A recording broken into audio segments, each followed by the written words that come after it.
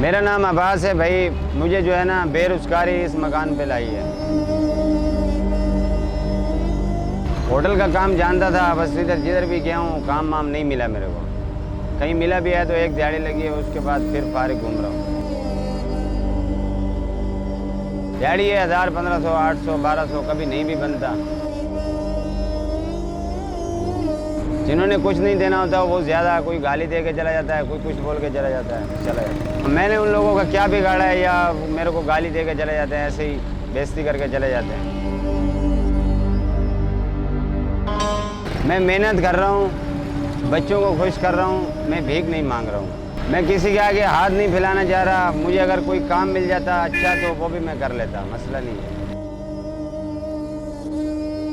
राज्य आने का सीधी बात है, साफ बात है जो बोल रहा हूँ। वो मैंने लोगों का कर्जा बहुत देना है, इसलिए इधर आ गया हूँ। मैंने बोला तंग करेंगे लोग, कोई क्या बोलेगा, कोई क्या बोलेगा। जेब में जब नहीं है, जब देना होता है तो वो बुरा होता है। कर्जा है तकरीबन, ज़्यादा नहीं है, 1.5-2 लाख रुपए। गरीब आदमी हूँ, घर का खर्चा बड़ा मुश्किल से होता है, तो कर्जा कहाँ से दूंगा। इसलिए मैं थोड़ा साइड पे आ गया। यहाँ आया तो 2-3 महीने घूमता रहा, काम वाम नहीं मिला। कर्जा अपना काम शुरू किया था फ्रूट का, सब्जी का। पैसे नहीं थे, उधार में लेके आते थे, वो सब कुछ कमा के उनको दे दिया, उल्टा उनके कर्जा भी हो गया। इसलिए सब कुछ बंद करके इधर आ गया।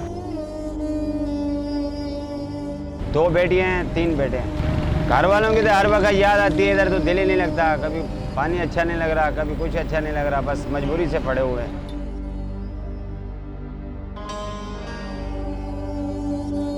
काम मिल जाए तो लाजमी बात है करेंगे। इस काम से